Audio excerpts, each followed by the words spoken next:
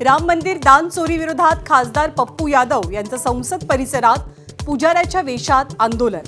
लोकसभा सचिवालयाची नाराजी तर राहुल गांधींच्या 29 जुलैच्या भाषणाविरोधात भाजपकडून हक्कभंगाचा प्रस्ताव.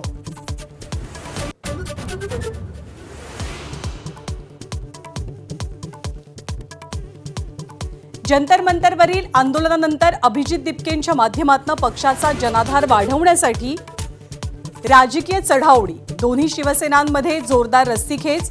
दिपकेंच्या घरी राजकीय भेटीगाठींचा सिलसिला.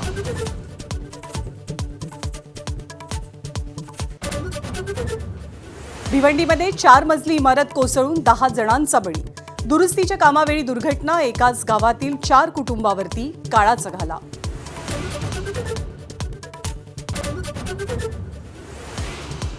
उत्तर महाराष्ट्र आणि विदर्भासह अनेक ठिकाणी मुसळधार पावसाचा कहर.